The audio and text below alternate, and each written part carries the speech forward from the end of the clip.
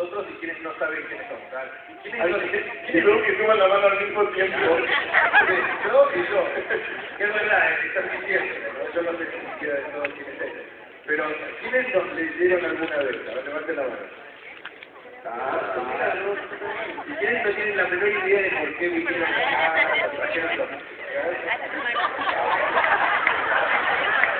Es interesantísimo ver cómo revisamos esto. Y es distinto porque al final la mayoría de los que van a quedar más convencidos son los que nunca nos leyeron porque no se van a decepcionar. En cambio los que nos leyeron van a decir, no sé. Bueno, expliquemos un poco qué hacemos, ya que hay igual, tantas caras nuevas. Miguel y yo somos dos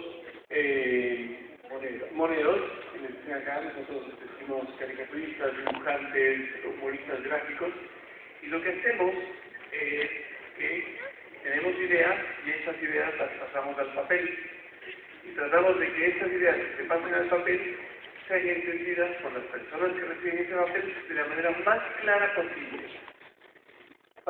¿O no? ¿Para qué hacemos eso?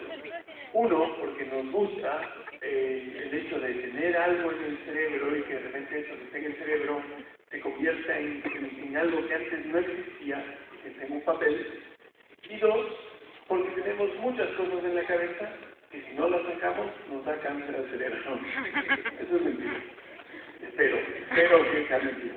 Y lo que hacemos con Linial es que tanto él como yo publicamos muy continuamente estas ideas que nos van ocurriendo. Por ejemplo, Linial publica en uno de los diarios más importantes de Argentina y yo publico en Internet.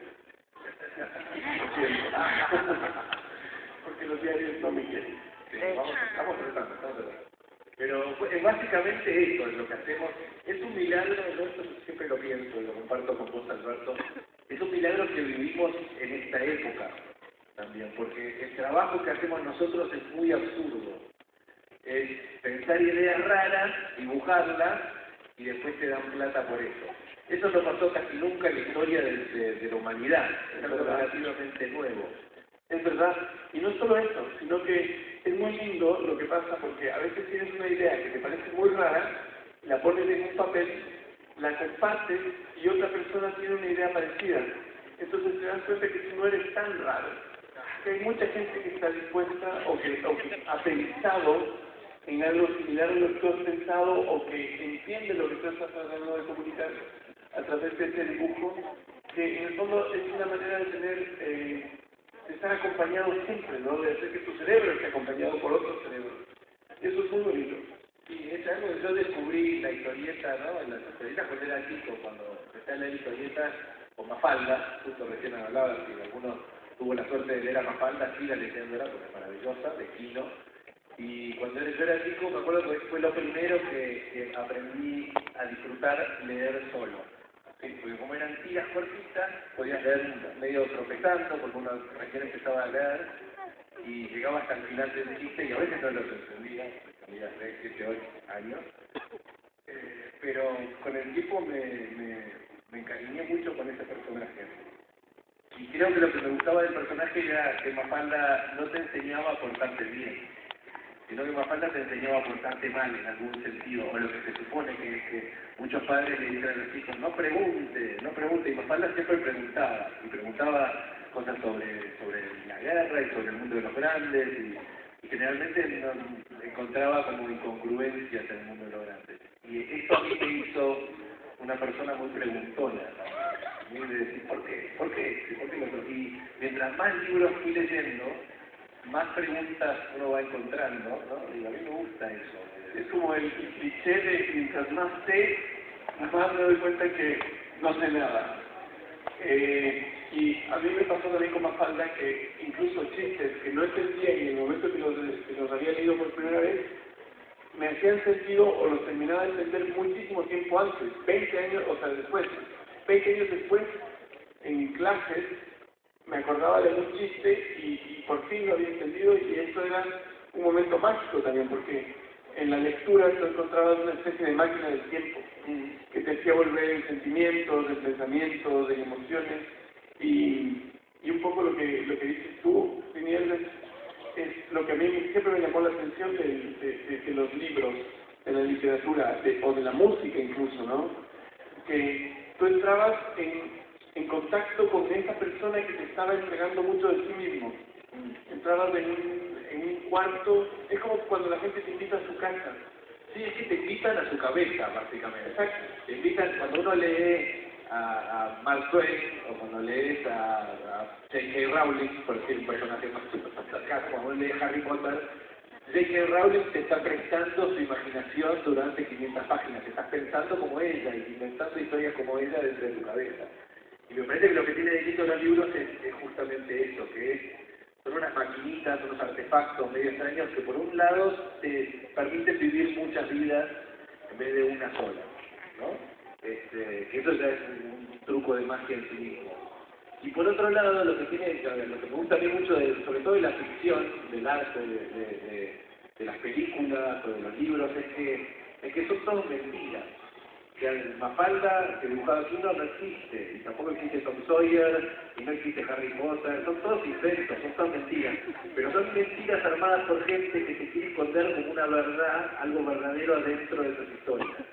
Entonces cuando lees el libro, acostumbras a tu cerebro a buscar esas verdades. Y mientras más libros uno lee, más te va preparando la cabeza para que te puedan sentir menos de grande. ¿No? Entonces empezás a ver el político que te está... Porque después tenés el otro lado, los políticos, muchas veces los periodistas en los diferentes canales que tienen sus intereses, te dicen verdades para mentirte. Eso también se da mucho, que abren acá, miren el hospital nuevo y por otro lado están escondiendo todas las matucias de acá, porque están haciendo medio un truco de mago. Entonces te dicen algo verdadero, pero te están mintiendo con otra cosa. Entonces yo descubrí que a mí me gustan que los mentirosos míos sean honestos. Y creo que los mentirosos honestos que encontré son los artistas, ¿no? Los que inventaron a Mark Twain y a Tom Sawyer. Porque es como un ejercicio muy extraño el que tiene la gente que trabaja con creatividad, porque, como tú dices, te hace llegar a conceptos a través de metáforas, a través de cuentos chinos, a través de enredos,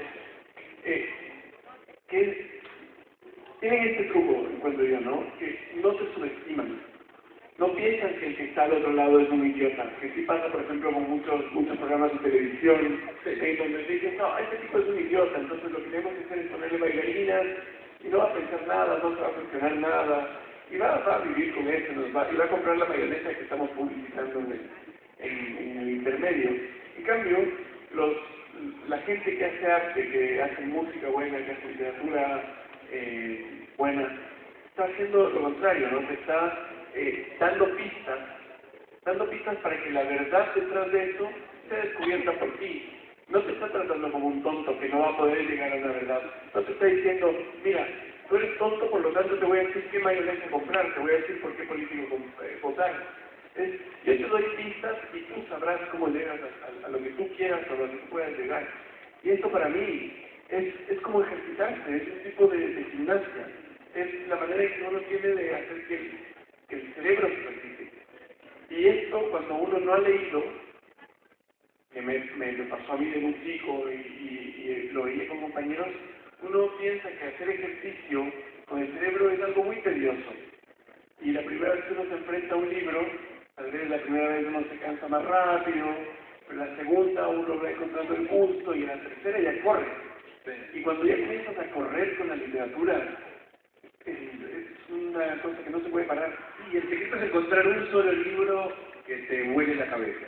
La busque, ni siquiera tiene que ser muy bueno. Si le gusta Twilight, pues ya va a Amanecer, Crepúsculo, ¿sabes? Esos vampiros sexy y deprimidos. Hay varias ahí que se llaman. Es tan lindo, que brilla, pero está muy deprimido, está muy triste todo el tiempo el señor ese. Y no entiendo cómo hace también para peinar, está siempre como muy lindo, muy peinadito. Y si los vampiros no se pueden ver en el espejo, como miércoles hacen para estar tan peinaditos y bien peinados. Pero se peina la hermana, la peina cara. Entre vampiros se peinan entre ellos. Pero mismo un libro como este que yo sé que acá habrán algunas fans, no es muy buen libro. Pero si les gustó mucho, no importa, porque no van a buscar otro libro de vampiros, por ahí, Bram Stoker, o alguno de Stephen King que les recomiendo. O después van a buscar otras cosas, ¿sí? Pero con un solo libro que les vuele la cabeza, busquen hasta que encuentren. Yo los primeros libros que leí, mis padres querían que yo fuera lector, y me acuerdo que primero me dio uno que se llamaba Hombrecitos. Era de la misma escritora de Mujercitas, me dio Hombrecitos, de Linda Medialco, en la época que yo estaba viendo la Guerra de las Galaxias muy obsesivamente. Entonces la diferencia entre Hombrecitos y la Guerra de las Galaxias, por ejemplo, en Hombrecitos hay 0 robots. No hay ni un solo robot. En todo el libro Hombrecitos no había sables láser, no estaba Chewbacca, entonces no me interesó en lo más mínimo Hombrecitos. Pero yo seguí tratando, ¿no? Dije, no, algo tiene que... ¿Por qué está tanta gente leyendo? Después traté con Sandokan, de Emilio Salgari. Bien, había un poco más de acción, pero medio me perdía. Después llegué a Tom Sawyer, y yo justo tenía un amigo que era pelirrojo, entonces me empecé, y Tom Sawyer, como Mafalda, se porta bastante mal siempre, hace muchos líos durante el libro con su amigo Jorge Carretín, y ahí me identifiqué, porque todas las cosas que yo hacía mal en casa, Tom Sawyer las hacía mal también en el libro, entonces ahí me gustó. Entonces lo que digo es que muchas veces el primer libro que agarrás por ahí no es para vos, o no era el libro que tenías que leer. Hay algo que del libro que te tenés que identificar, hay algo que te tiene que gustar. Pero el secreto es buscar, sigan tratando. Sí, al final yo creo que es muy loco lo que va pasando cuando uno va creciendo, que por ahí ustedes todavía no lo pueden ver tan claramente a su edad, y es que en la medida que uno va metiendo información a la cabeza, eventualmente toda esa información da frutos. Y eso es muy loco, es como ir poniendo buena tierra para que eventualmente un árbol salga de ahí. Y es muy claro cuando uno está más viejo quién tiene el árbol más sano y quién tiene el árbol con el tronco más fornido. Es definitivamente la persona que metió más tierra a ese arbolito de pequeño o de viejo. Porque también hay otra gran maravilla de la lectura, y es que nunca es tarde. Nunca, o sea, yo, honestamente, mi primer libro lo leí a los 15, es muy tarde. Antes de eso, la literatura no me importaba, pensaba que me iba a dar pereza. El problema fue que el primer libro que leí fue 100 años de soledad. No, pero a los 15 años, el 100 años de soledad me partió en la nuca. Fue una maravilla. Me lo leí 2 veces. Fue muy bien. Tenía 58.000 millones de libros más y quería repetirme el 100 años de soledad. Y fue porque encontré que había tanta idea fantástica dentro de esas páginas que no me lo podía creer. No podía ser que a otra persona se le haya ocurrido toda esa historia. Sentía incluso que era un trabajo conjunto. No podía ser una sola persona que se le había ocurrido eso, tenía que haber muchas personas que habían salido de esa idea. Entonces, incluso cuando uno comienza tarde, y puede comenzar mucho más tarde, uno puede comenzar a los 80 a leer, no hay una edad, no hay un momento preciso, no es como otras cosas que, si no escuchas el Zeppelin a los 14, ya a los 18 no te va a gustar. Y escuchen el Zeppelin, chicos, también. Ahora, igual estamos hablando un poco de literatura, pero esto extrapólenlo, o sea, pásenlo a lo que les dé la gana. Metan información con música, coman cosas que les gusta, vean películas que les atraigan. No vean una película, vean todas las películas que puedan. Películas buenas, películas malas. Yo creo que si uno ve 200 películas malas, aprendes más que viendo 50 películas malas. Entonces, es muy bueno. Aquí es donde los números igual pesan, porque eventualmente, por estadística, una van a pegar la buena. Y esa, les juro que se van a dar cuenta de la calidad, les va a remover el piso. Estaba tratando de hacer memoria un poco cuáles eran los libros que me pegaron mucho de chico, ¿no?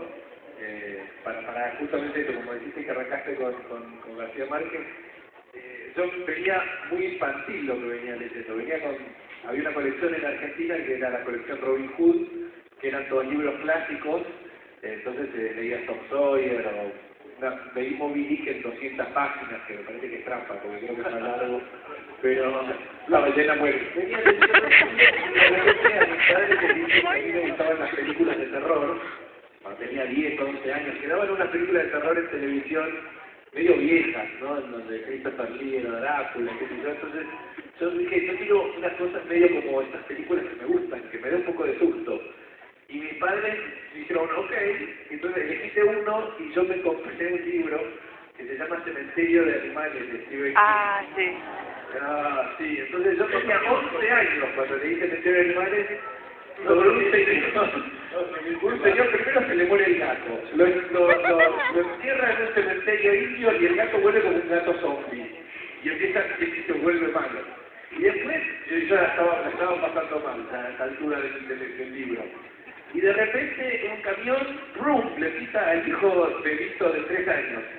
Y yo me quedé, yo tenía 11 años, ¿qué estoy leyendo? Sigo pasando la página, porque tenía 9 años. Y entonces el tipo va y lleva al bebito a encerrarlo al cementerio indio mágico para que vuelva a revivir. Y vuelve el bebito, pero es como un bebito zombie también. Y es malísimo, creo que mata al gato con él. Y yo le estaba pasando tan mal que me acuerdo una noche cuando llegué al final del libro, cuando faltaban 100 páginas, una cosa así, que no podía parar de leer porque si paraba de leer el pobre protagonista quedaba trabado ahí con el bebito zombie. Y entonces, sufriendo, horrorizado toda la noche, sin dormir, terminé el libro, con la historia de sí, no tenía protagonista. Claro, él estaba muy adentro del libro y el libro se termina de una manera horrible, o sea, que tampoco solucionó el hecho de terminar el libro. Así que los más niños acá que estén presentes, lean Cementerio de Animales. Si son machos. Pasan ahí afuera, lo buscan, del bebé zombie. Es mucho mejor que Twilight, ¿no? Vamos a decirlo. Igual habría que ver si se puede matar a Bella y enterrarla en un cementerio para ver si sale algo mala, porque esta cosa. Pero bueno, yo acabo de decir que está triste todo el tiempo, Bella. Están los dos tristes. Sí, y llueve 88 días de cada 7. Está triste y estuvo en el colegio y ya es amigo del vampiro. ¿Qué vamos a hacer? Es así, es así. Bueno, acabo de darme cuenta que mentí. En realidad, los primeros libros que me leí fueron los libros que me leí de una editorial que se llamaba Simon Max, que se llamaban algo así como Crea tu propia historia, o Crea tu propia aventura. Elige tu propia aventura. Quedaba mucho mejor que el medito que leía García Márquez. Pero después me di cuenta, me acordé, y lo blanqueé. Me gustaba mucho Elige tu propia aventura. Era muy bueno. ¿Decides sentarte con espalda a la ventana o levantarte y cachetear a la gente? Tu nombre clave Jonás, había uno. Y había, bueno, estos eran unos libros, a mí me gustaban mucho de muy chico, que eran unos libros en donde al final de la página te daban opciones. Entonces ibas en el desierto y encontrabas una cantimplora con agua. Decides tomar el agua, anda a la página 7. Decides usar el agua para regar tu planta mágica, y tú te ibas a... las enseñanzas de los... Tañera, Elige tu propia aventura. Decides buscar tu animal totémico a través de... Entonces, igual después te das cuenta que es más lindo cuando tú eliges seguir la lectura que te propone el que está escribiendo. Sí, porque si no te tu propia aventura siempre te morías. Era muy difícil sobrevivir en la final. Era que te has caído por una catarata. Sí. Era como jugar un nuevo video. Pero es también, incluso ahora acabo de tocar un tema que es interesante. No sé si alguno de ustedes es aficionado a los videojuegos, pero hoy en día hay videojuegos que tienen historias que son realmente buenas. Hay mucha gente que antes se dedicaba a hacer... Antival, por ejemplo. Claro, de toda esta opresión de los cerdos, claro, que obliga a los pájaros, que son débiles en esencia, pero que están súper enojados. Están muy enojados. Bueno, porque si no se enojan, no pasa. Y que quieren destruir todo. Y que están dispuestos a lanzarse ellos mismos contra los cerdos. Y mueren. A mí me intriga una vez hice una historieta sobre cómo habrá sido el inventor de Angry Birds en su juventud. Y me lo imaginé agarrando pajaritos con una onda. Ay, no, es ancho, es para la comida. Toma un pollazo. pero sí, bueno, en el fondo, lo que nosotros estamos haciendo aquí es contándoles a ustedes una experiencia que si bien para nosotros es muy enriquecedora, es algo así como que no conozco a nadie que haya comenzado a leer y haya parado. Eso es lo que me fascina de la literatura. No hay gente que digo, no, sí, leí 15 libros y después, no, nunca más. No va conmigo. Nadie. Como el cine. Nadie vio una película y dijo, eso vi cine. Era eso cine. La de Jack Norris. O la de, ¿cómo se llama? Jean-Claude Van Damme, que baila. Eso es un tema tuyo que claramente quedó.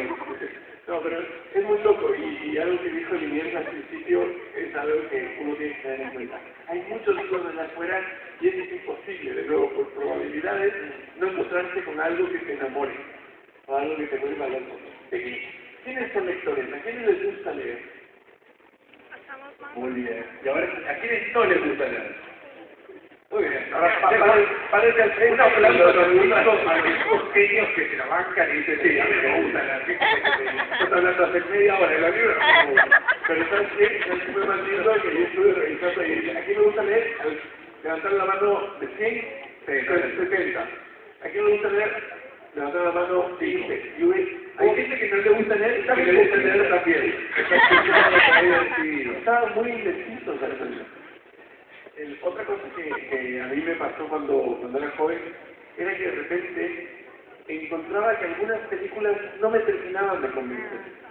Y que me pasó también con los libros. Que tú leías y decías, no es de todo.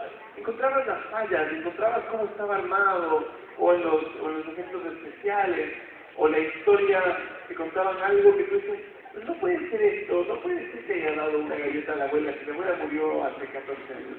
Cosas como que no estaban bien escritas, y uno tendía te sacaban de ese mundo, ¿no?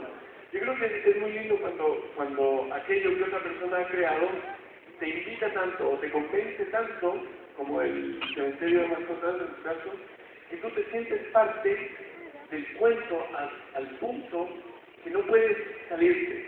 Y recuerdo mucho, por ejemplo, una película que vi, que vi antes de una película, que es un libro de Stephen King, fue Misery. Y yo no podía creer, no podía parar de ver y al mismo tiempo no podía ver la película. Entonces, que ves la película con un solo ojo, te vas turnando para soportar la tensión, y eso es muy rico. Es que también leí primero el libro y después leí la película, pues ya lo que me pasó con Cementerio de Animales que me había encantado a este señor, que es el día de hoy, que yo sigo leyendo los libros de Stephen King, escribe como 7 libros por semana, de las 10 páginas cada libro, y me acuerdo con Misery que cuando fui a ver la película vi una cosa que me había decepcionado de la película, que es que en el libro es sobre un escritor que se cruza con su fan número 1, ¿no? Y tiene un accidente de auto y la señora que lo cuida, lo encuentra, lo cuida, es una enfermera, y después decide atraparlo en su casa porque el tipo dijo que iba a seguir escribiendo su libro Twilight. Iba a matar a Bella. Entonces la señora se vuelve tan loca con esta noticia que lo tiene encerrado ahí y lo obliga a escribir nuevos libros de Bella. Y en el libro, cuando en un momento ella se enoja con el tipo, en la película le quiebra un tobillo, pone como una madera y le quiebra el tobillo. En el libro le corta el pie con un hacha. Ah, sí. Es buenísimo. ¿Vinieron con sus padres? No, ¿no? Entonces te voy a seguir recomendando libros que los traumatizan. Porque mientras más traumáticos son, uno decide que... Para los que no, que se levantaron la mano que no les gustaba leer, leen un par de libros difíciles de esto Hay unos libros que le empiezan a contar historias que te convencen tanto. Yo recuerdo una vez un libro que leí que se llama Galápagos, de Kurt Vonnegut. Es un libro que te comienza a contar la historia de un grupo de gente que se embarca en una travesía y el mundo se termina y esa gente comienza a tener hijos, pero los hijos poco a poco van cambiando y después toda la raza humana se viene convertida en focas. Y es la historia de estas focas. Y es tan extraño, es tan lindo como está contado, que uno tenía convencido que eso es posible. Y es muy bonito cuando un libro te presenta una posibilidad, una ventana hacia algo que no se te había ocurrido, pero que perfectamente podría pasar. Exactamente. Y a mí me parece que lo que nos pasó a los dos en algún sentido es eso. Ese enamoramiento que tuvimos con los libros y con esas historias y esas cosas raras que, de nuevo, es como que alguien te preste su imaginación. Cuando empezaste a leer Galápagos, no se te había pasado por la cabeza que dentro de 800.000 años la raza humana iba a ser poca. Entonces a alguien sí se le ocurrió eso y te prestó esa idea. Entonces, cuando uno se enamora de los libros de manera tan extrema como se ve que nosotros dos nos enamoramos, hubo un momento en que a mí me pasó que empecé a querer yo generar un libro, ¿no? Y me acuerdo de tener 22, 23 años y pensar cómo se hace un libro, como toda la parte de, primero, de escribir, como te parece imposible sentarte y escribir un libro, y después toda la parte editorial, es decir, cómo miércoles hago yo para que algo que yo hice aparezca en una librería, se transforme en un libro. Y me acuerdo que estuve mucho tiempo con esa angustia de que quería escribir libros pero no sabía cómo se hacía. Y la manera que encontré yo de aprender a hacer libros fue despacito. No era que uno tiene que de repente escribir, me siento hoy en la noche y te escribo una novela. Era que podías escribir una idea y después empezar a desarrollar esa idea y después, total, cuando tenés 16, 17, 20, 22 años, es algo que tenés de tiempo. Y si vamos a vivir muchos años más, no hay un apuro de, bueno, tengo que publicar mi libro a los 21. Entonces con el tiempo fui como encontrando estos personajes, este dibujo. Al principio me gustaban menos las cosas que hacía, después me gustaron un poco más. Al principio no se me ocurrían ideas. Me acuerdo una vez hubo un concurso de historietas que había que entregar 7 chistes. Y el que ganaba el concurso lo publicaban en el diario todos los días. Y yo tardé en hacer los 7 chistes como 6 meses.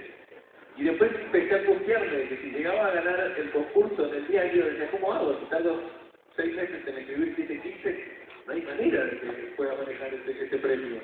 Y por suerte no gané. Como último o algo así. Pero lo lindo fue, recuerdo que uno de los chistes me lo pusieron en una galería. Entonces yo para mí llevé a mis padres, a mis hermanos, todos a ver mi chiste colgado en la galería. Y de ahí, como decías antes, cuando uno lo va haciendo más, se va haciendo cada vez más fácil. La gente que le gusta correr le pasa eso, sabe eso, ¿no? Que cuando salís a correr las primeras veces te cansás y te duele el vaso, y todas esas cosas que me pasan a mí ahora, ¿eh? Pero si yo saliera a correr más seguido, me sería más fácil. Con las ideas es lo mismo. Hay una frase de Steinbeck, que es un escritor que me gusta, que dice que las ideas son como conejos. Si uno tiene un par y los más o menos los maneja con cuidado, de repente tenés muchas.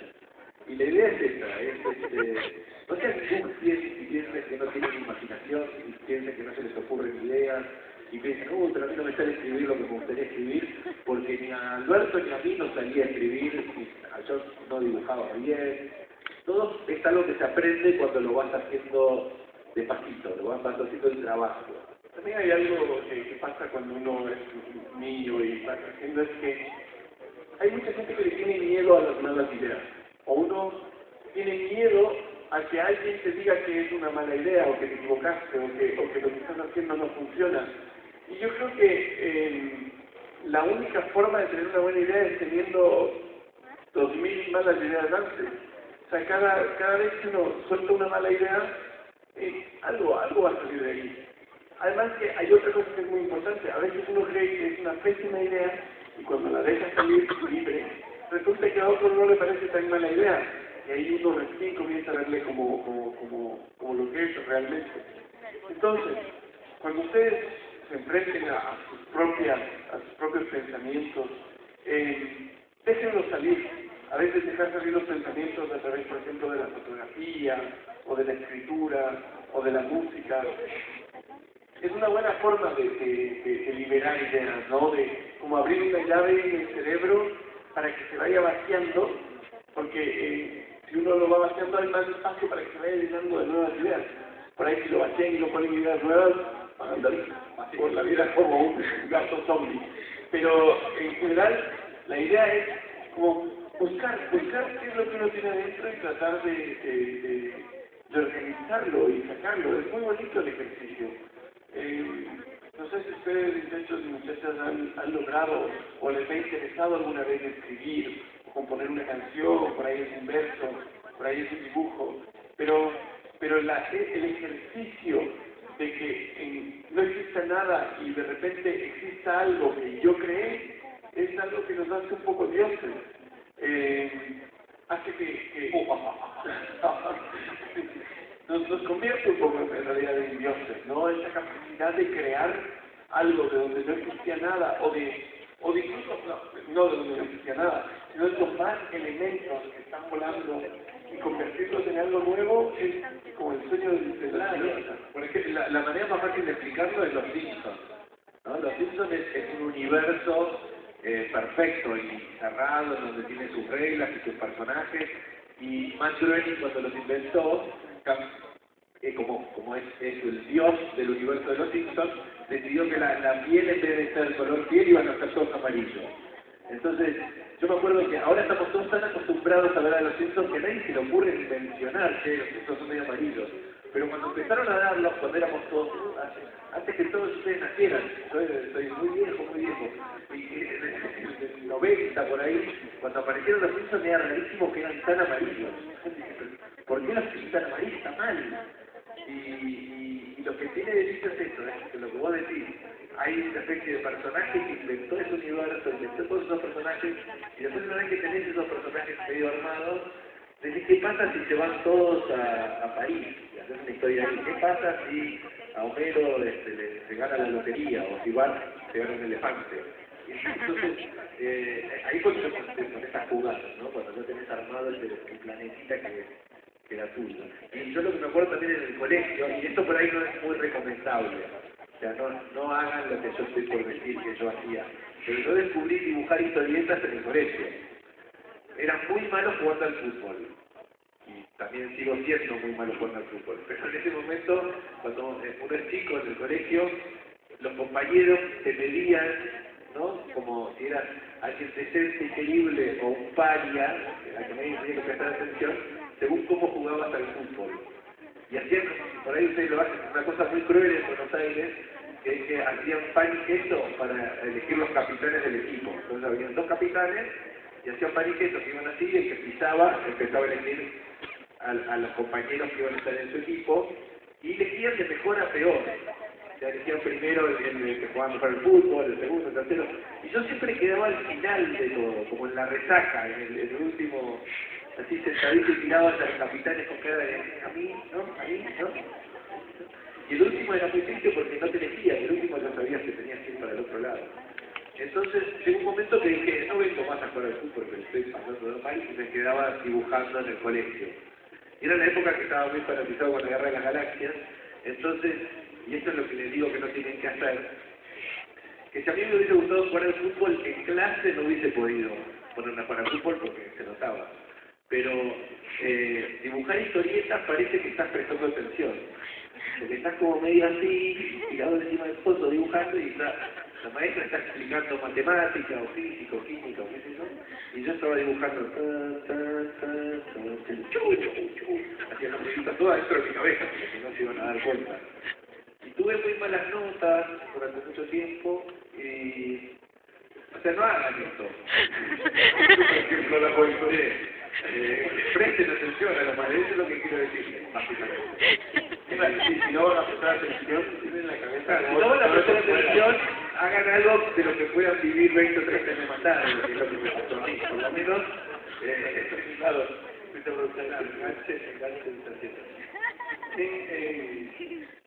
perdón.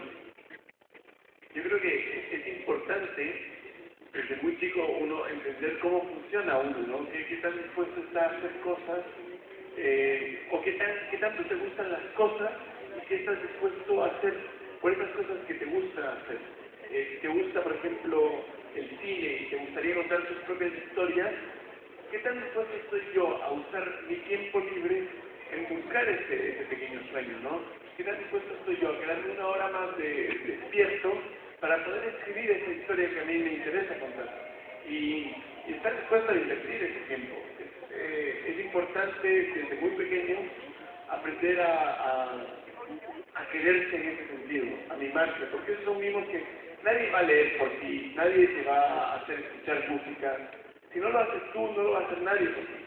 Tus padres probablemente tengan ganas de pasen un libro o te pasen un disco de, no sé, de Rey, o Pink Floyd o de Isabela Vargas. Pero si tú no le das pelota, no te va a llegar. Entonces, al igual que la gimnasia, uno tiene que cultivar la cabeza, porque primero mente sana, cuerpo sano. Sí, además todos ustedes van a crecer, algunos se van a dedicar a la política, a manejar la vida de la gente, y necesitamos que sean lo más inteligentes posible. Para variar, digamos, porque ahora para que cambie un poquitito, porque hasta lo que viene pasando hasta ahora en el planeta no es muy de gente que uno piensa que es muy sensible. Además tiene que ver también la empatía, ¿no? Mientras más conoces qué piensa otra gente, te es más fácil entender a otra gente. Y te es más fácil ponerte en los zapatos de los otros. Y te conviertes en una persona más empática. Yo te digo que mientras más ves, más conoces el mundo, más lees, te conviertes en alguien mejor, sin duda. En alguien que está dispuesto a dar por los otros, que alguien que nunca se enteró que había otro tipo de pensamiento al otro lado de la calle. Entonces eso está buenísimo.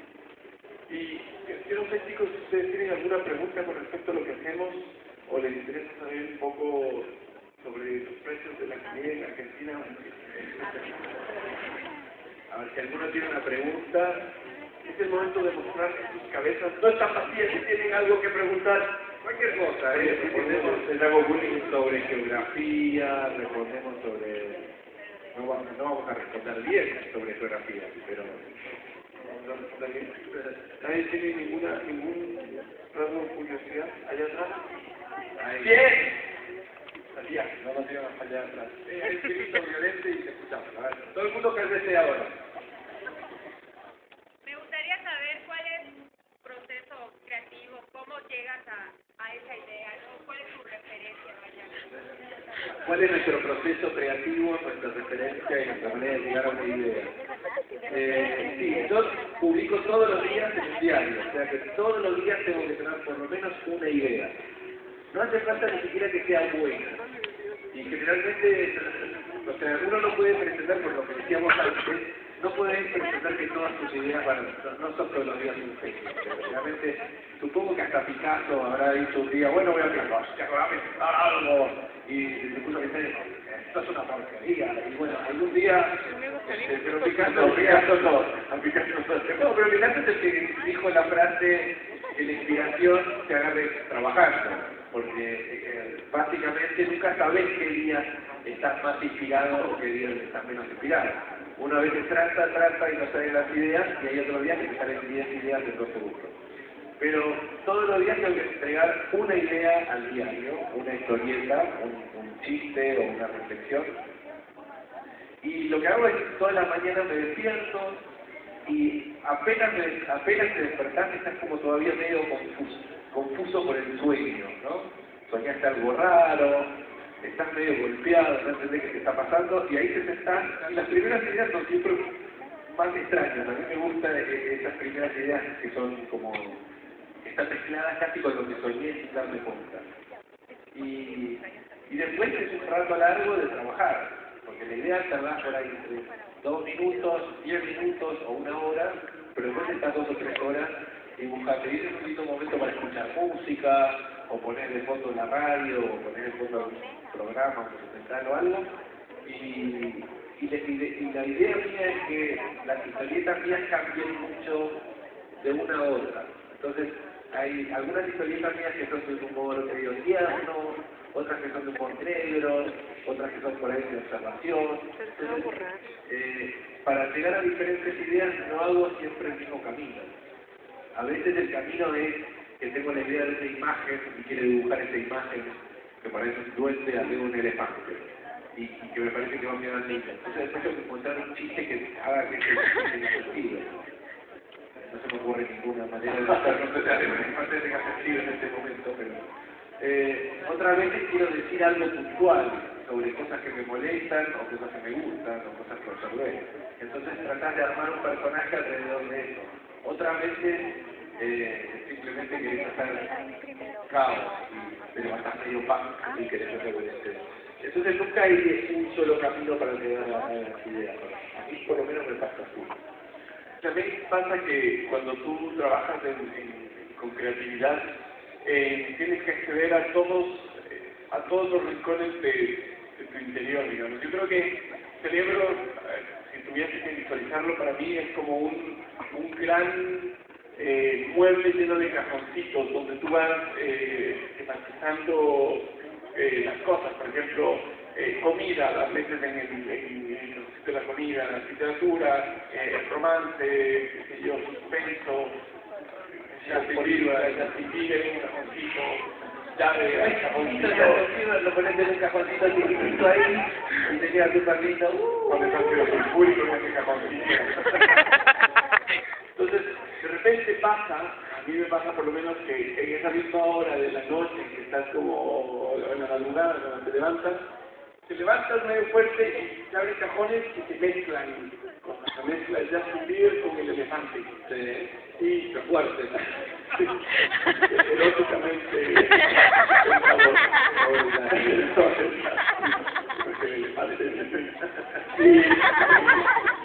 Entonces, de repente agarra esas ideas, se mezclan y encuentran cosas que a mí me llaman la atención, pequeñas sorpresas en el día.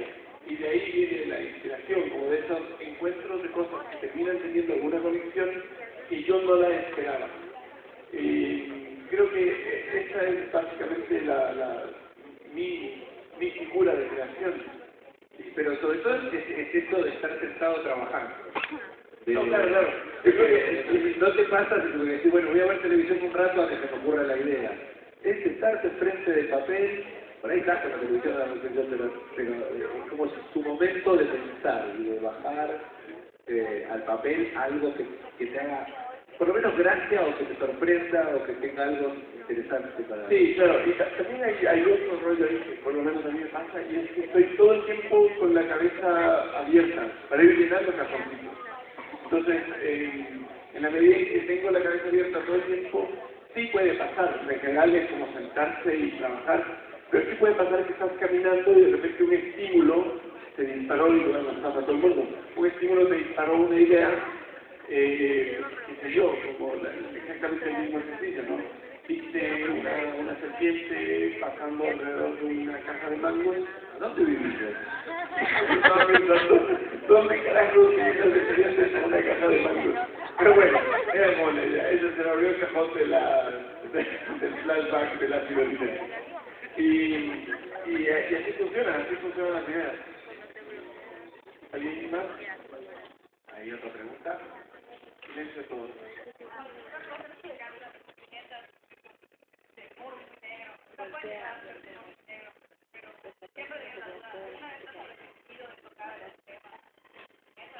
¿Es a mí o a Ricardo?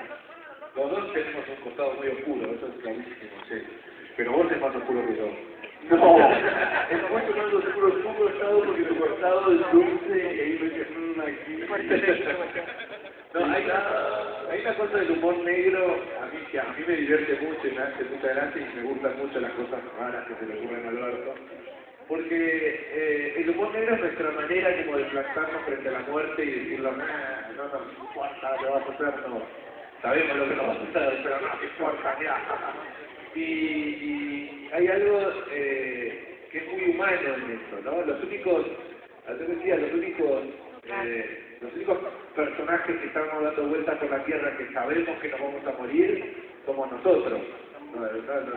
Los perros, los gatos van por ahí felices de la vida y de repente un día dicen, oh, me voy a morir, mira. Pero nosotros sabemos de antemano. Y al mismo tiempo somos los únicos que hacemos chistes. O sea, nunca ves un documental de una jirafa que me está diciendo la otra vez. Está haciendo así. No, las jirafas no hacen chistes. Esto no tiene cuerdas vocales, o sea que tendría que hacer como mimo. Hubiese sido mucho más difícil. Por eso, a ver. Pero, por eso el humor me parece que es como una experiencia muy humana de que es nuestra manera de revelarnos frente a esta idea que sabemos que nos vamos a morir. Y todos, y esto es algo que es maravilloso de México. A mí es algo que la primera vez que vine a México fue cuando tenía 18 años y enseguida ya me cayó la ficha porque me acuerdo que alguien me contaba de un avión que se estaba por caer y el piloto dijo como agárrense, pónganse a rezar porque esto viene muy mal, y que todos los americanos que venían en el avión como que decían, no, vamos a morir, y que los mexicanos dijeron, liberen el alcohol, y que empezamos a hacer tomar una tequila. Y el alcohol salió con plumas. Después creo que no se murió toda esa gente, así que para hacer el festejo después de lo que... Y el alcohol así, perdón. Pero lo lindo de México es que yo soy muy fanático, por ejemplo, de José Guadalupe Posada, que tiene una presente, o Frida Kahlo tiene como un sentido de humor muy oscuro, pero que está ahí. Y me parece que es nuestra manera de resistirnos a esta cosa que nos va a pasar, que no tengo nada que hacer, pero de plantarnos un poquitito frente a eso. Y pasa siempre en los funerales que hay chistes. Siempre nuestro mecanismo de defensa es tratar de alivianar. Por ahí no se lo decir justo a la viuda. Por ahí no es el momento de estar haciendo chistes a la viuda. Pero medio de fondo decir, mira, que tranquilito, al final empezaba por fin. Que no le entraba a la iglesia.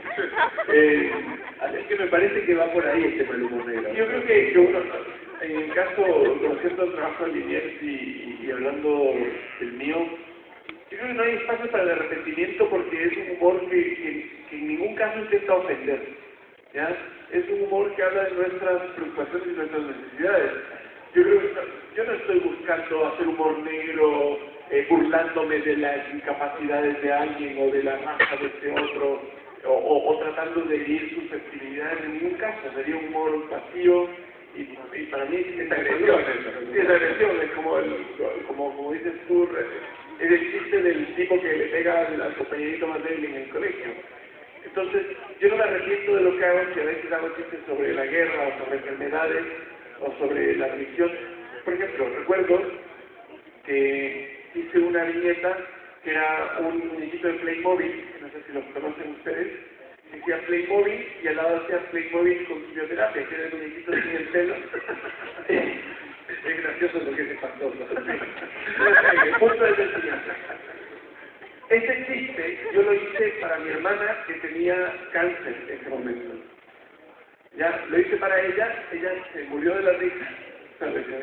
No me gané. Pero bueno, ya está bien. Entonces, lo hice para ella lo vio, se mató de la risa, se lo mandó a su oncólogo hizo una cadena entre toda la gente que trataba, que estaba en Ecuador en esa época, y de repente toda la comunidad con cáncer, el 99% de la gente sobre 45 años en Ecuador, estaba muerta de la risa con el mismo chiste. Y yo lo subí a Facebook y me murieron de insultos. Es que tú no respetas el dolor ajeno. Yo decía, pero ¿cómo? Si es justo lo contrario, estoy tratando de aliviar el dolor ajeno. Esto lo estoy jugando con mi propio dolor. Tengo a alguien muy cercano que está viviendo esto y me vienes a hablar de dolor ajeno. Entonces, hablando de humor negro, digamos. Para mí el humor negro es, como decía Liniers, este espacio de soltar la válvula. ¿Sabes? Sí, estamos jodidos. Los políticos nos engañan, nos vamos a morir tarde o temprano, probablemente más temprano que tarde, y bueno, riámonos al respecto. Vamos un ratito acá. Hay que Estamos pasarla bien. sí. Y a veces el humor negro es una muy buena forma de hacer ver realidades también. Entonces, si tú no cuestionas a través de este mecanismo... Yo, por ejemplo, me acuerdo una vez hice un chiste que era un señor con un bebito y se lo tenía hacia el bebito, ¿no? Como, qué lindo, y pum, lo tiraba para arriba y bajaba, qué lindo, pum, lo tiraba para arriba y bajaba. Y por ahí lo tiró para arriba y no bajó más. Y se da vuelta y dice, ¿cuánto compramos un ventilador de techo? Y por ejemplo, esto me ayudó mucho, que cuando yo tuve bebito, encontré hijas, como que me fijo mucho. Yo también con este ventilador prendido. Estoy como, así que claro, también uno aprende mucho de... Así que no tiren los bebitos. vamos a olvidar el hecho, por favor, que algo que vamos a aprender acá, Allá está. Felices.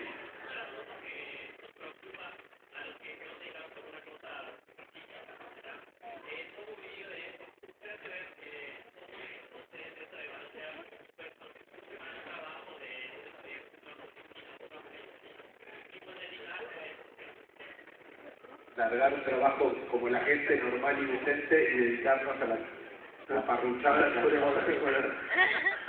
Sí, siempre hay un momento de mucha angustia, ¿no? De cuando yo empecé a estudiar Derecho cuando dejé el colegio. Porque mi padre es abogado y a él lo veía muy feliz siendo abogado, como muy contento, y pensé que genéticamente en algún momento yo iba a ser feliz leyendo contratos y códigos civiles y cosas así. Y la verdad es que es lo más cerca de haberme sentido un travesti, ¿no? Porque me sentía literalmente en el cuerpo de otra persona. Entonces, a las chicas travestis yo las banco mucho, digo. Sé lo que sentí, porque yo una vez casi fui abogado. Así que después una vez hice unas fotos con mi amigo Kevin Johansen, hice unas fotos donde él se disfrazó de John Lennon y yo me disfrazé de John Bono. Y fue la otra vez que estuve travestido todo el día, pero en este caso estaba travestido de japonesa, no de abogado. Cada tanto es lindo travestirse, eso es lo que quiero decir. Vístanse con la ropa del otro lado, que siempre es interesante, y por lo menos le das algo para hablar a tus papás. Pero sí, la verdad que desde que somos chicos muchas veces nos dicen los trabajos serios y verdaderos son este y este y este, ¿no? Ser médico y abogado, y ingeniero y cardiólogo, y ser artista o bailarín o dibujante o actor es un hobby. Y la verdad es que es muy difícil que te salga a poder trabajar de algo tan complicado como ser bailarín, ¿no? Como que existe mucho. Atrás de cualquier gran bailarín hay miles y miles de horas de tipos saltando, haciendo el mismo pirueta durante miles y miles hasta que le sale. Y la verdad es que la única manera de que te va a salir ser uno de esos trabajos raros, ser artista o ser jugador de fútbol, es haciendo mucho trabajo. No hay como digo, no hay un atajo. Mozart uno se lo por ejemplo dice, Mozart escribió su primera ópera a los 8 años, ¿no? Y todo el mundo dice, qué impresionante, pero debe haber sido pésima. Debe haber sido como una ópera como, ¿cómo canta un chico de 8 años? Y además debe haber sido sobre no quiero destruir en la cama, no quiero destruir su fantasía, pero era buena. El insoportable del papá de Mozart, tu hijo sabe leer, bueno, mi hijo hace sinfonías. Pero me parece esto, que es un salto de fe, de repente, que tiene uno consigo mismo cuando dice, voy a hacer este trabajo que es difícil y que mucha gente lo quiere hacer y mucha gente lo puede hacer mejor que yo inclusive. Es un salto de fe. Ahora, si es algo que realmente te gusta, no te paran. Ganás por la violencia. Yo creo que hay dos factores súper importantes que hay que tener en cuenta, y es uno, la inevitabilidad. Es decir, que tú sientas que no hay opción de vivir tu vida sin eso. A Leonardo DiCaprio le pasó eso, por ejemplo. Yo tengo que ser Leonardo DiCaprio. No paró hasta que ahora lo ves y es Leonardo DiCaprio. Le sale súper bien. De hecho, él marcó el camino de todo, y quien quiere ser Leonardo DiCaprio, él fue el primero y él marca la pauta. Y dos, que también lo tuvo Leonardo DiCaprio, es la autocrítica. Es decir, sí, me da para ser Leonardo DiCaprio, o no me da para ser Leonardo DiCaprio. Me da para ser de otra vuelta. Pobre de otra vuelta, que se puede hacer de otra vuelta. Es súper triste. Se sabe que de otra vuelta quería ser Leonardo DiCaprio, pero el punto dijo, no, me da para yo. El punto es muy buenos los partidos, vamos a ver. Una buena serie, yo. No, eso más. A mí me gusta Gris. Está igual. Fíjate la parte de Olivia.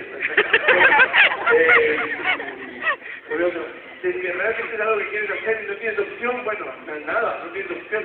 Y para compatibilizar es lo que dije al principio que nos estaban tienes que meterle tiempo del tuyo. Tienes una sola posibilidad, hay que invertir tiempo. Si eres artista, si eres pintor, si eres músico, bailarín, no sé, domador de leones, invierte tiempo, pues. Si quieres salir de tu trabajo actual e irte a domar leones cuando nunca en la vida te pagaste a uno, te va a comer. Es así de simple. Hacen eso los leones. Le pasó a Leonardo DiCaprio. Entonces, están unos magos en Las Vegas que se llaman Siegfried and Roy. ¿Verdad? Hay unos magos muy raros en Las Vegas que se llaman Siegfried and Roy, que tenían un tigre blanco y estaban haciendo medio de show y de repente el tigre como que lo atacó a uno y lo volvió la cabeza. Y todos los diarios salió, esa es una cosa que decía Chris Rock, que en todos los diarios salió que el tigre se había vuelto loco. Y lo que Chris Rock decía es que el tigre se había vuelto tigre. Estaba loco cuando estaba saltando por un agujero, por un aro de fuego y no sé qué. Cuando se volvió tigre dijo, yo esto no me lo como. Entonces, por ahí ser domador de leones, no sé, manejalo vos, qué sé yo. Es peligroso, peligroso. ¿Alguna otra pregunta? Ahí. Cuando se bloquean, ¿qué es lo que hacen? Cuando tienen un bloqueo de ideas o algo así. ¿Qué haces cuando te bloqueas? Tengo preguntas de seguridad. ¿Cuándo fue el primer viaje en avión? Entonces, pues, ¿cómo estaba tu mejor amigo de la infancia? No, yo creo que no. El bloqueo es algo bien extraño. ¿Ah? Yo creo que el bloqueo... todos tenemos bloqueo. Lo que hay que hacer es administrar bien. O sea, cuando no estás bloqueado, produce para que cuando estés bloqueado no suene a bloqueo, sino a vacaciones.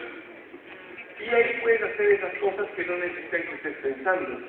Porque, por ejemplo, hay mucho del trabajo que nosotros hacemos que es mecánico, que tiene que ver con ya pintar o por ahí preparar los pinceles, no sé, ir a comprar la pintura, muchas cosas que no requieren que tú estés pensando. Entonces, cuando piensas, pon ideas y cuando tengas tiempo o bloqueo, úsalo para ser productivo en otros espacios, encuentro yo. Y algo que también funciona cuando estás bloqueado, entre comillas, es, aunque sea una mala idea, es mejor que una no idea. Sí, a mí me pasa eso, que hay días que no me salen las ideas y dibujo algo pésimo y lo mando al diario y me pagan igual que las buenas ideas. Las buenas ideas y las malas te pagan exactamente. No hay un cotizador en el diario, ¿no? Claro. No, esta es una de 50. No estaría con ahí. Entonces, pero lo que es increíble es que muchas veces esto de yo estar medio bloqueado y que no se me haya ocurrido nada, ha generado personajes que desde el día de hoy que sigo dibujando. Hay personajes que dibujan en historieta que se llama El Hombre Misterioso de Negro, y es un personaje que simplemente aparece cada tanto y es misterioso, y después desaparece. Y no hay muchos chistes, y era porque un día dibujé el tipo y no se me ocurrió qué hacer. Y dije, bueno, qué sé yo, lo mando así. Y después lo dibujé de nuevo porque, como decía ayer, cuando uno se equivoca en la música sobre todo, cuando te equivocas y arrasas una nota, si la tocas 2 o 3 veces más parece que fue a propósito, ¿no? Entonces lo dibujé 2 o 3 veces El Hombre Misterioso de Negro, y la próxima vez que fui a una feria del libro, todo el mundo quería que le dibuje El Hombre Misterioso de Negro, y ya me han aparecido gente con tatuajes y qué sé yo. Entonces, esta cosa que yo ese día estaba trabado y estaba por ahí con falta de inspiración, o pensé que estaba falta de inspiración, finalmente generó uno de los personajes que más ideas me han tirado. Así que, como dice Alberto, hay que forzar la máquina y bajar al papel lo que vos pensás que no es bueno, y después te espera un tiempo que macere, y cuando volvés por ahí está ahí listo para que lo uses. Sí. Había otra pregunta justo delante tuyo, que no sé si se repitió.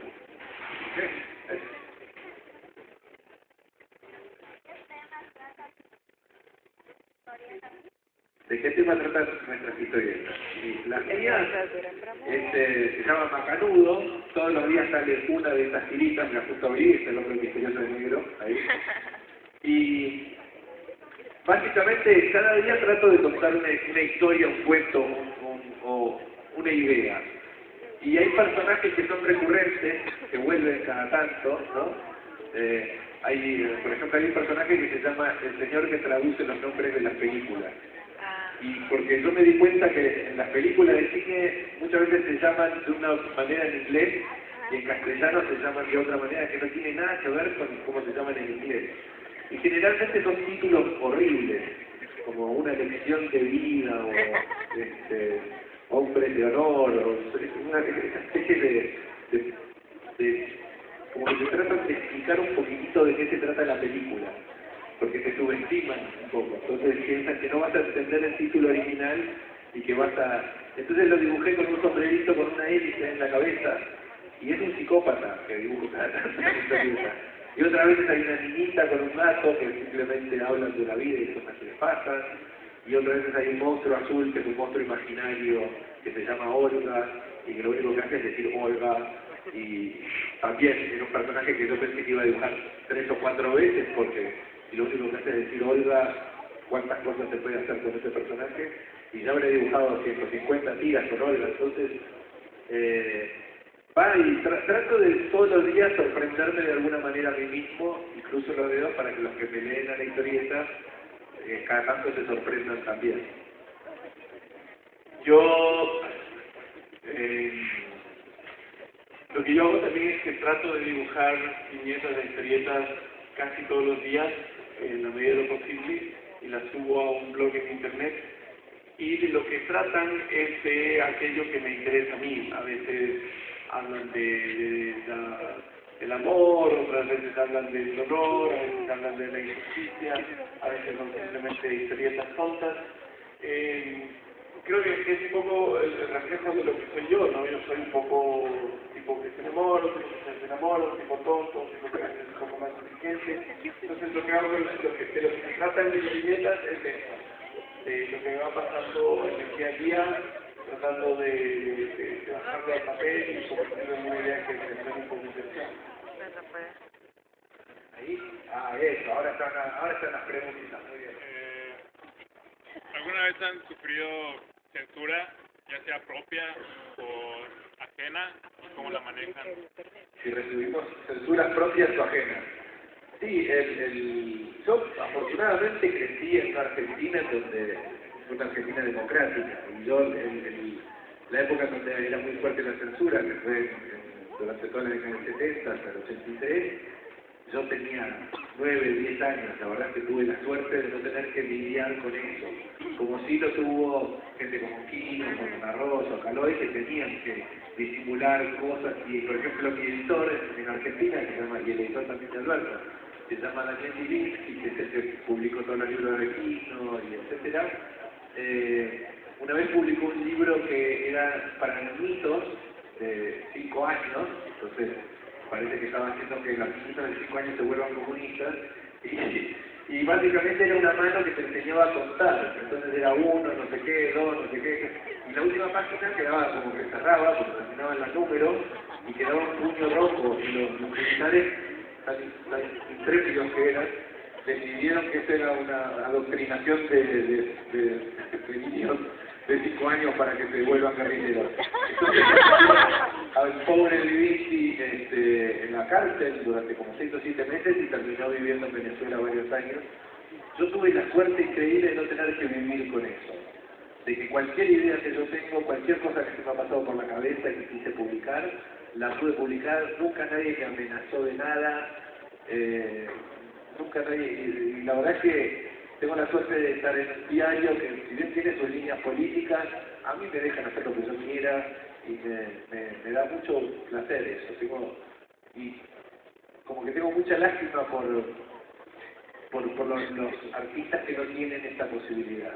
Y lo ves en algunos países del mundo ahora, lo ves sobre todo con muchos periodistas también, ¿no? Es mucho más peligroso ser periodista que ser dibujante de historietas, salvo en Francia, desgraciadamente, pero me parece eso, que yo tuve como una suerte enorme.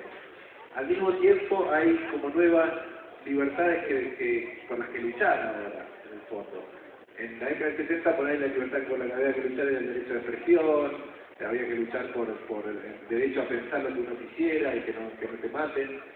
Ahora, en este momento de la historia me parece que hay otros derechos, están los derechos de los homosexuales, por ejemplo, a casarse, que siempre es un tema muy polémico, a la gente le cuesta hacerse a la idea, algunos, como los educaron, hay diferentes generaciones, todos estamos viviendo al mismo tiempo, pero son mucho diferentes generaciones. La generación de mis abuelos contra la generación de mis hijas, todos piensan de manera muy diferente, y no porque unos sean más malos que otros, pero las ideas avanzan.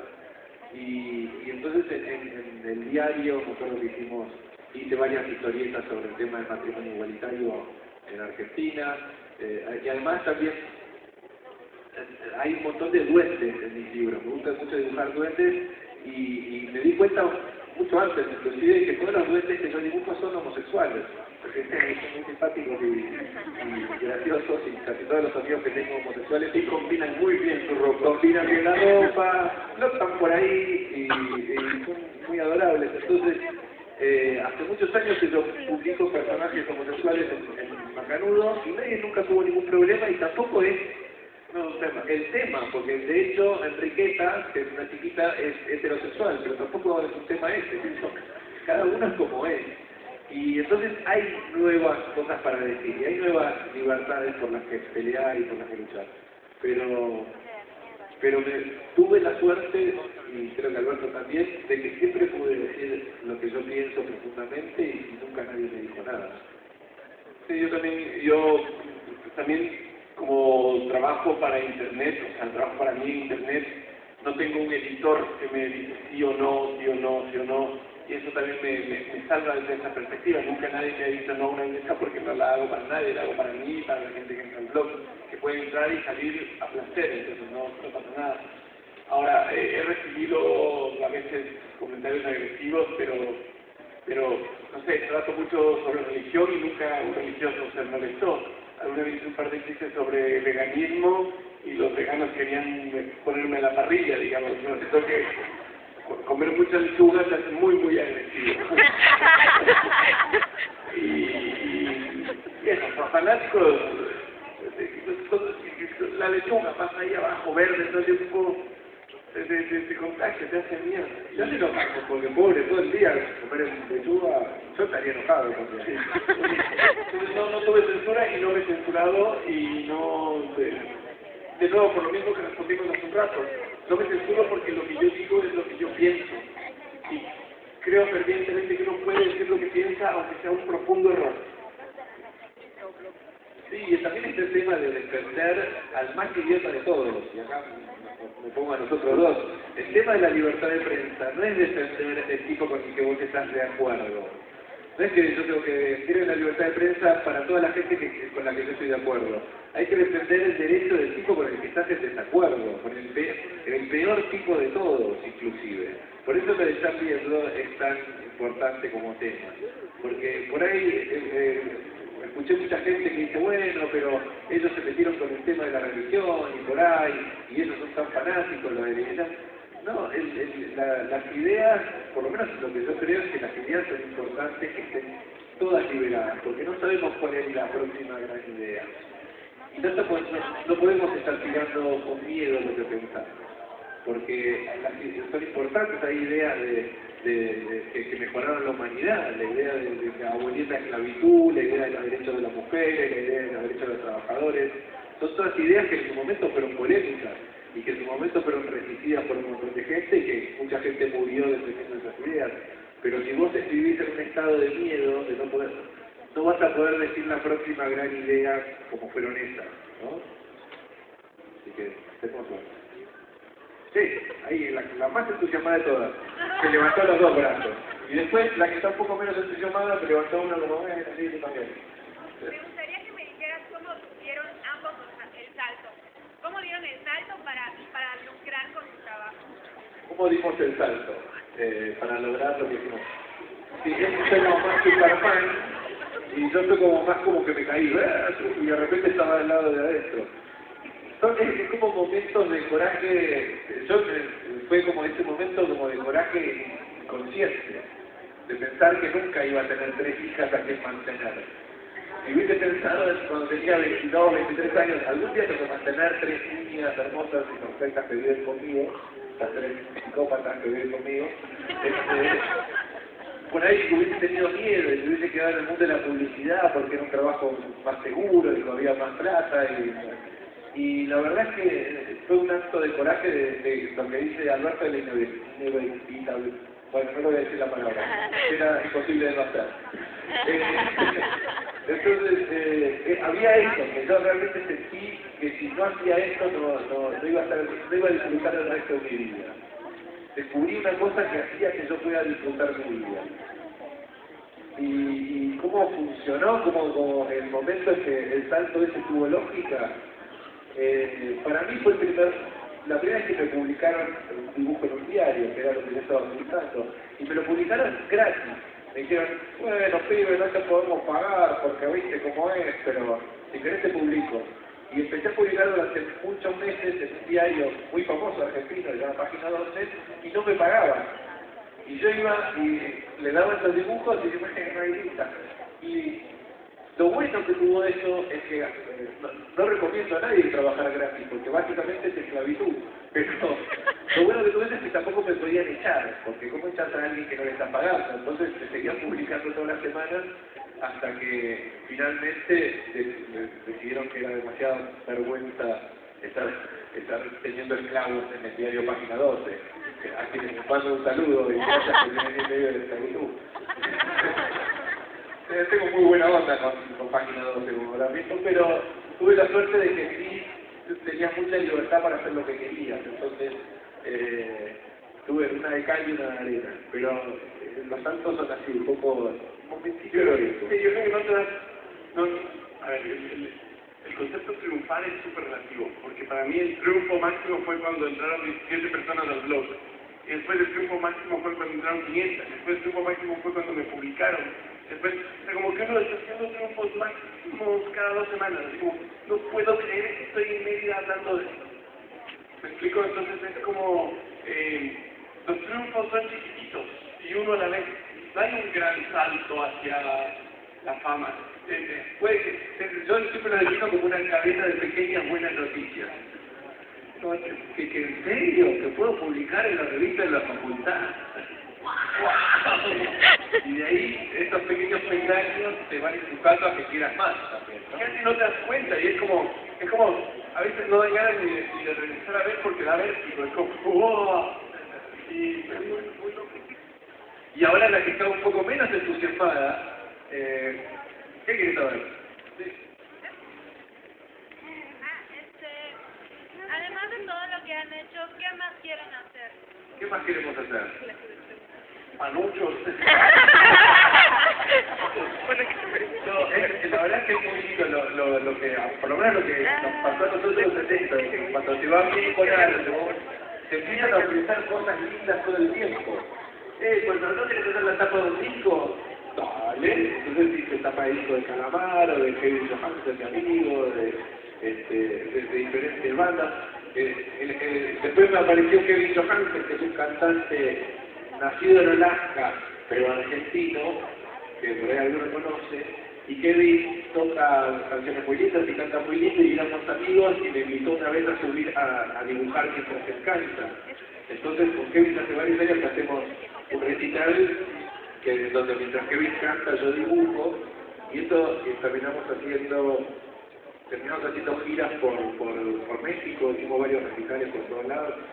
Entonces, pasan cosas lindas así que uno no se las espera y se disfruta muchísimo más, pero todo viene como atado a estas pequeñas buenas noticias que hablaba Alberto. Tenemos una buena noticia, esto se terminó.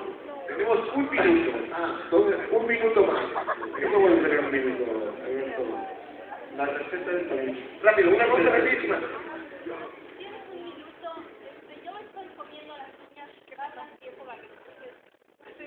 Tenemos un minuto y nos preguntan si vamos a firmar el libro. Vamos a firmar todos los libros que quieran, pero tenemos un minuto para firmarlo.